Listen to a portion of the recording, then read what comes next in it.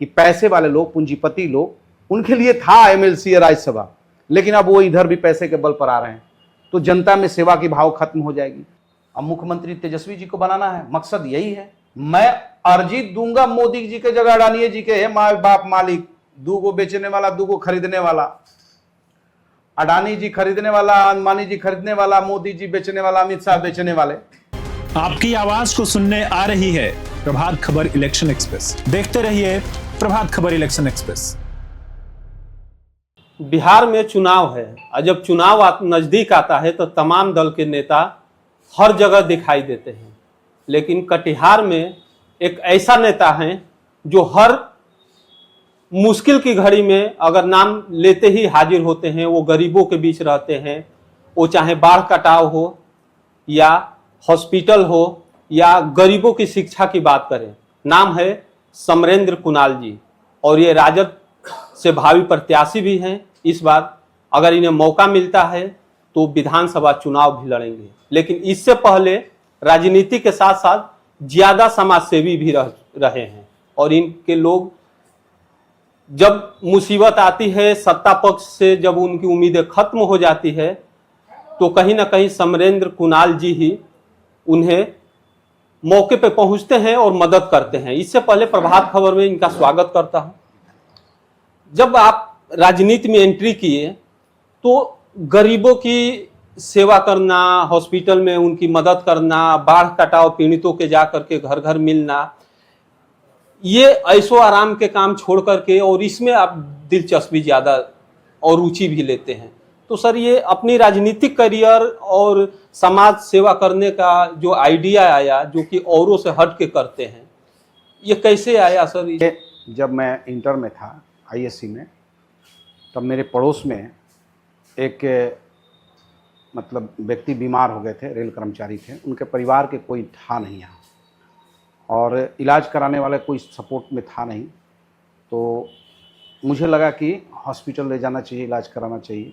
उस ज़माने में मोबाइल वगैरह था नहीं कांटेक्ट करने के लिए, तो लगातार उनकी सेवा मैंने की लगभग 1 सप्ताह तक। तब तक उनके परिवार के लोग बाहर में थे, बिहार से बाहर में थे, आ गए लोग।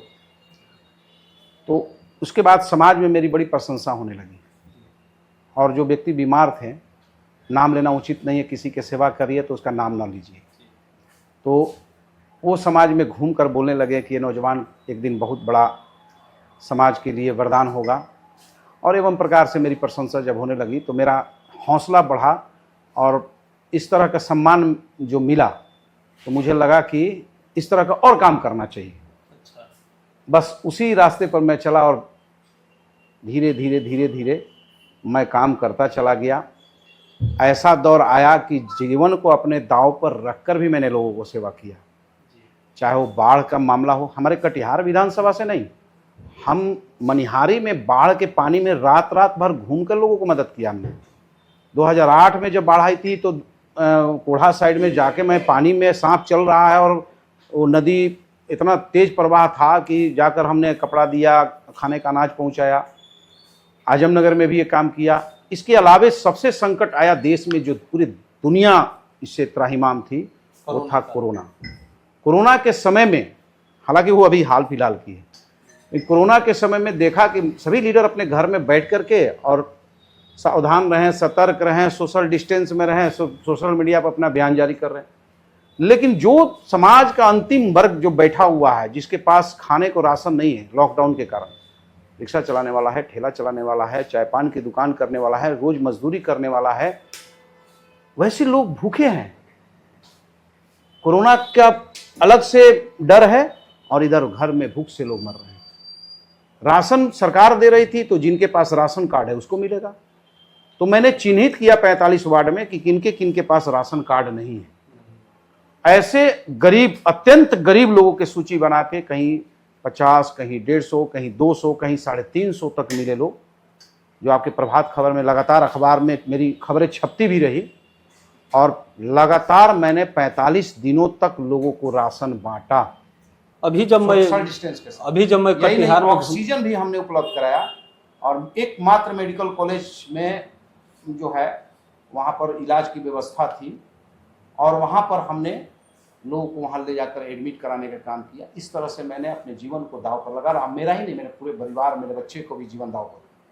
कटिहार में आपकी बड़ी चर्चा है, लोग जानना चाह रहे हैं कि क्या इस बार विधानसभा चुनाव में मैदान में दिखाई देंगे? देखिए, चर्चा है तो ये मेरा प्यार है मेरे प्रति, उन समाज का वही काम किया हुआ। चाहे छात्र के लिए मैंने आसाम से लड़ लिया, 37 दफ़ाओं के तहत मुझे 3 महीना तक जेल में रहना पड़ा। आसाम में छात्रों को मारा जाता था तो छात्र का प्रेम। किसानों के लिए लड़ा, केरला किसानों के लिए, तो उसमें मुझे जेल में रखा गया। नीतीश जी और प्राण मोहन ठाकुर यहाँ डीएम थे, एसपी सुधांशु कुमार चार्ज में थे, उसमें मुझे जेल में रखा गया। जूट मिल मजदूरों के लिए जब लड़ा उस वक्त भी मुझे जेल में रखा गया। तो इस तरह से जब मैं लड़ता रहा, बिजली के लिए लड़ा, यही कटिहार बिजली के लिए लड़ा। TRWS जो बना है इसके लिए लड़ा, TRWS मेरे डिमांड पर बना है। आप जो गौशाला फ्लाईओवर ब्रिज की बात हो रही है, उस ब्रिज के 2010 में मैंने DRM बिल्डिंग को घेरा। मैंने 2,500 लोगों को 2021 में आपके प्रभात खबर का शीर्ष खबर छपा था, मैंने शीर्षक बना था, और ज्वाइनिंग नहीं होने दे रहा था आसाम में। 3 साल से लंबित थे छात्र बिहार के, उनको लिए लड़का मैंने GM को घेर कर उनको कराया। तो जो मुकदमा हुआ, लड़ाई लड़ा, संघर्ष किया, कोई मर रही है बच्ची, हाथ कट गया है, पैर कट गया है, कोई उठाने वाला नहीं, उसको गाड़ी में मैं अपना ले गया स्कॉर्पियो में, मेरा गाड़ी पूरा खून से भीग गया। उसके लिए चंदा किया, भीख मांग कर लोगों से पैसा करके उसको इलाज करा के उसको बचा लिया। आज कटिहार के गांव से उठा करके अंतिम तबके के लोग, जितने भी हर्निया का ऑपरेशन है और भी तरह तरह की भी जो बीमारी है, हाइड्रोसील का ऑपरेशन है, बहुत तरह की बीमारी, आंख का ऑपरेशन है, उनको उठाकर मेडिकल कॉलेज में फ्री ऑफ कॉस्ट डॉक्टर साहब से बात करके, मेडिकल कॉलेज के ऑनर हैं उनसे मैं बात करके और फ्री ऑफ कॉस्ट वहां ले जाकर मैंने इलाज कराया। तो ये सब जो मैंने सेवा किया है पिछले 25 साल से, और राजनीति सेवा का ही पर्यायवाची है। समाज सेवा और राजनीति अलग नहीं हो सकती है, ये दोनों एक दूसरे का द्योतक है। दुर्भाग्य है कि पैसे वाले लोग, पूंजीपति लोग, उनके लिए था MLC या राज्यसभा, लेकिन अब वो इधर भी पैसे के बल पर आ रहे हैं, तो जनता में सेवा की भाव खत्म हो जाएगी। और जब जनसेवक कोई समाज में लीडरशिप नहीं करेगा, प्रतिनिधित्व नहीं करेगा, सड़कों पर ही लड़ते रह जाएगा, तो आने वाले समय में कोई भी जनप्रतिनिधि, कोई समाज सेवक नहीं बन पाएगा। खासकर युवाओं में आपका नाम का बड़ी क्रेज है। देखिए, युवा समाज के प्रति मैं हमेशा जो है क्रिएटिव रहता हूं। युवाओं के प्रति मेरी हमेशा संवेदनाएं रहती है, और मैं चाहता हूं, क्योंकि युवा ही परिवर्तन का रास्ता है, और हर चीज में युवा है। चाहे वो आप खेती में जानवर का ले लीजिए, या दरवाजे पर सुरक्षा के लिए ले लीजिए, किसी भी काम में युवा ही काम करता है ना। तो उसको अगर हम प्रोत्साहित नहीं करेंगे, उनकी सुविधाओं पर हम नजर नहीं रखेंगे, उनकी सुविधाओं को हम बहाल नहीं करेंगे, उनको रोजगार नहीं दिलाएंगे, तो फिर क्यों? मैं तो कुछ नहीं करता हूं, मैं ना MLA हूं ना कुछ नहीं, फिर भी मैं अपने निजी रिसोर्स मतलब अपने पैरवी से, पहुंच से, हम समझते हैं कि कटिहार में 150 से ज्यादा नौजवानों को रोजगार दिलाया। किसी फैक्ट्री में, किसी इंडस्ट्री में, कोई एजेंसी वाले लोग हैं, उनमें हर जगह हाथ गोड़ पकड़ पकड़ के, भाई लो 10,000 की नौकरी करो। हमारा ये हमेशा रहा। इसीलिए तो इस कारण से लोगों में मेरे प्रति संवेदनाएं हैं। जितनी भी दुकानें हैं, आप काम कर रहे हैं जी, मेरा कहना है कि वेजेज क्या है। हर आदमी 5 किलो अनाज खोज रहा है, हर आदमी 5 किलो चावल अनाज लेने पर खुश है, इतने में गरीब। मेरा ये कहना है कि 5 किलो अनाज न लो, उसको बोलो मुझे 5 किलो अनाज नहीं चाहिए, मेरा पर डे का वेजेज 1,000 रुपया कर दो। और 1,000 जब हो जाएगा तो मैं अपने कमाई से, अपने हाथ से, निकम्मा नहीं रहूंगा, अपने हाथ की कमाई से अपना घर का परिवार को चलाऊंगा। आज 5 किलो अनाज तो मिल गया, लेकिन दवा तुमको कहां से मिलेगा, कपड़ा तुमको कहां से मिलेगा? ये तो जमाना खत्म हो गया। जब कपड़ा भी मिलता था भारत सरकार देती थी, अब वो तो जमाना है नहीं, सिर्फ अनाज 5 किलो मिल रहा है, वो भी नाम प्रचार के लिए। तो मेरा ये कहना है कि वेजेज लो 1,000 रुपया, और वो 1,000 रुपया पर डे अगर मेहनत करके, जिसे किसी निजी संस्था में काम करो, मेरे यहाँ मजदूरी भी करते, 1,000 रुपया लो, और अनाज न लो। अनाज हम खरीदेंगे, 30 महीने का 30 दिन का 30,000 रुपया मेरा हुआ, हम 30,000 जब होगा तो हम अनाज भी खरीदेंगे, दवाई भी खरीदेंगे, कपड़ा भी खरीदेंगे, बच्चे को पढ़ाएंगे भी, हमारे पास सब सुविधाएं होगी, और साथ साथ मेरा मेहनत अगर लगेगा, मेरा दोनों हाथ लगेगा, तो देश का विकास भी होगा, समाज में। राजद से जुड़े हुए हैं, राजद का क्या चीज अच्छा लगता है? राजद का समाजवाद मुझे अच्छा लगता है, सेकुलरिज्म मुझे अच्छा लगता है। और इस बार चुनाव लड़ेंगे कटिहार में? पार्टी अगर हम पर भरोसा करके टिकट देगी तो बिल्कुल लड़ूंगा, मैं तो सिपाही हूँ। अब मुख्यमंत्री तेजस्वी जी को बनाना है, मकसद यही है। तो तेजस्वी जी को लगेगा कि समरेंद्र कुणाल ही कटिहार सीट जीत सकता है और मुझे सिपाही के रूप में कहेंगे कि समझिए कि प्रतिनियुक्त कर देंगे कि ये कटिहार सीट तुमको लड़ना है, ईमानदारी से लड़ूंगा, जीतूंगा। कॉन्फिडेंस मेरा नहीं, कॉन्फिडेंस जनता की है। अगर जनता आप पे भरोसा करती है, जनता आप पे विश्वास करती है, तो कटिहार के लिए प्रमुख क्या काम है जो कि आप करेंगे, प्रमुखता से उसे करेंगे? सबसे पहला काम मेरा है कि जो बंद इंडस्ट्री है उस इंडस्ट्री को, चाहे वो प्राइवेट सेक्टर के हाथ से हो या गवर्नमेंट के, अगर समरेंद्र कुणाल एमएलए होगा तो आप लिख के रख लीजिए तेजस्वी जी बिहार के सीएम होंगे। अच्छा, कॉन्फिडेंस, क्योंकि चयन उनका शानदार होगा तो जीत भी शानदार होगा। अच्छा, तो चयन सिर्फ समरेंद्र का नहीं होगा, 243 सीटों पर तेजस्वी जी की शानदार चयन होगा और उसी रास्ते पर काम कर रहे हैं। तो इंडस्ट्री मैं चालू करूंगा। मैं बता देता हूं, निजी सेक्टर में मेरा कहना है कि भागलपुर में 1000 जमीन आप खाली देकर के इंडस्ट्री लगाने के लिए बात करते हो। आप जो है यहाँ पर 54 एकड़ जमीन एफसीआई का दे करके स्टील सेलो लगवा दिए जिसमें रोजगार नहीं है, लेकिन 54 एकड़ की जमीन आरबीएचएम बंद पड़ा है।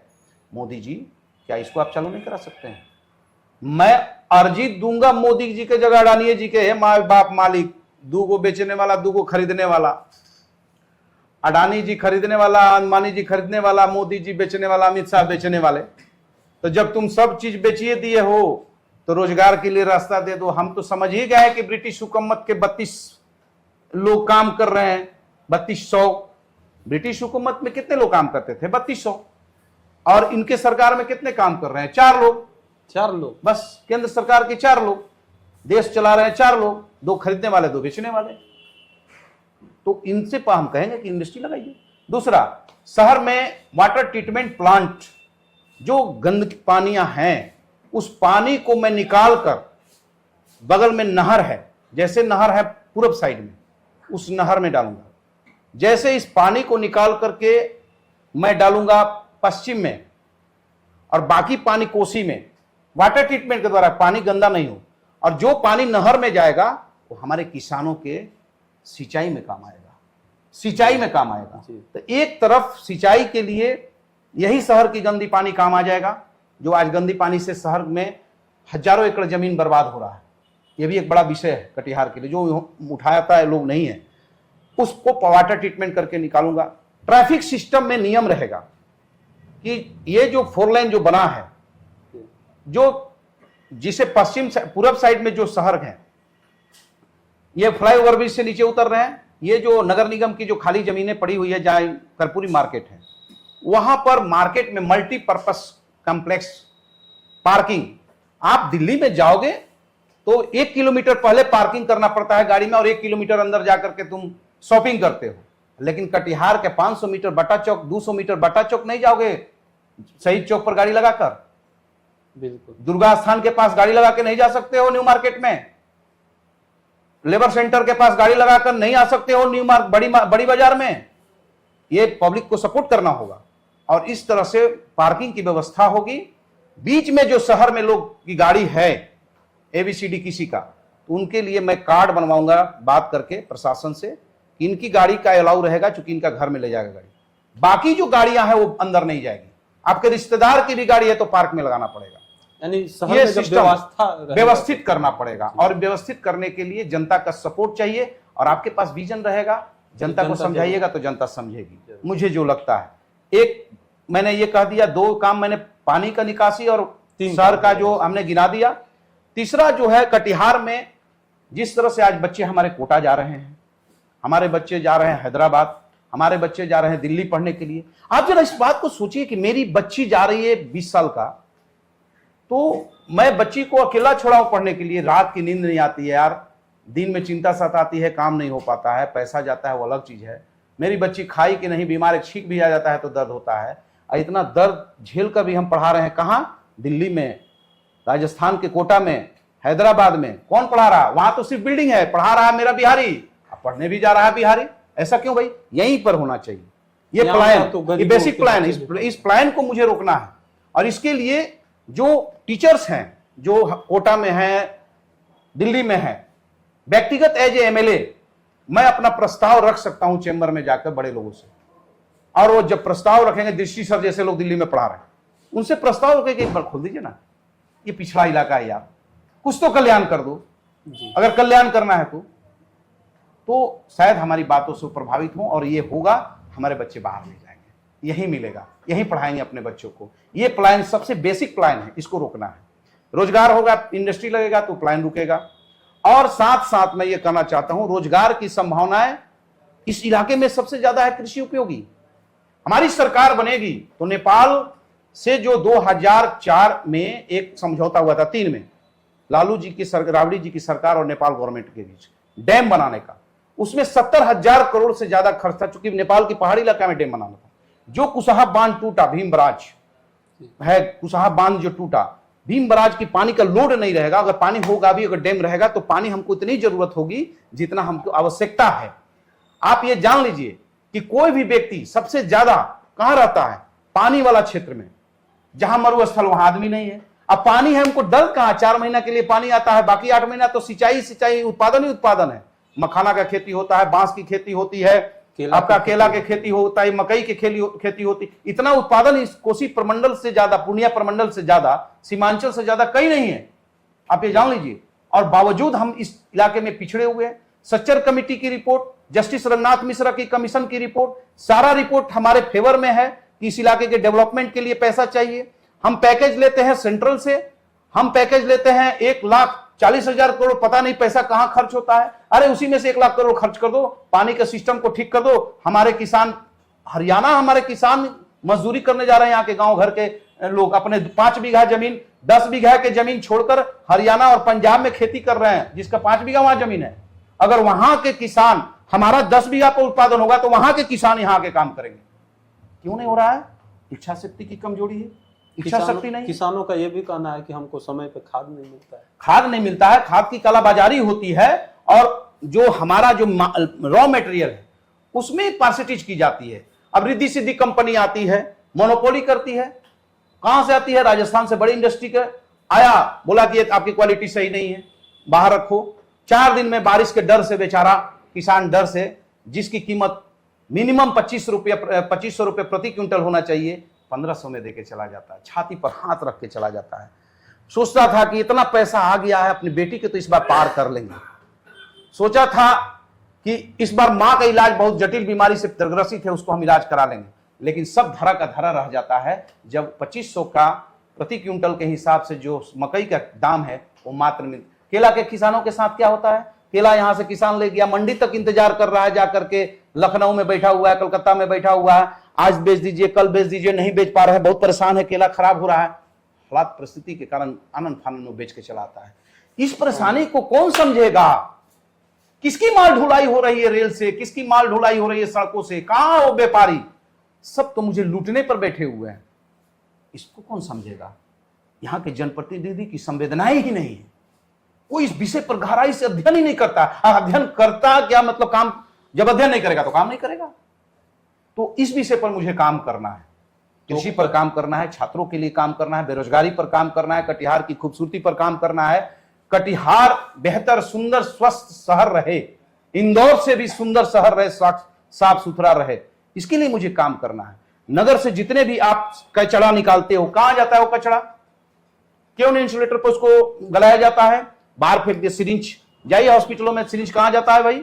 नाली में जाता है।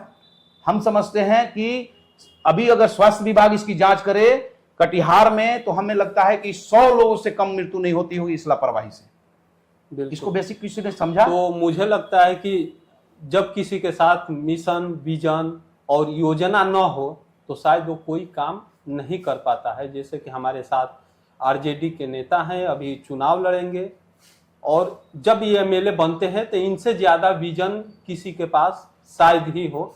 यहाँ के कटिहार को लेकर के, किसान के हो, बात करें युवा की, बात करें शिक्षा, बात करें स्वास्थ्य को, तो कहीं ना कहीं ये कटिहार को बेहतर बनाने की दिशा में लगे हुए हैं। और जरूर इनको अगर सफलता मिलती है तो कटिहार की तस्वीर बदलने के लिए ये अथक प्रयास भी करेंगे। फिर मिलेंगे अगले वीडियो में, तब तक के लिए धन्यवाद। प्रभातखबर.com, विश्वास वही, रफ्तार नहीं।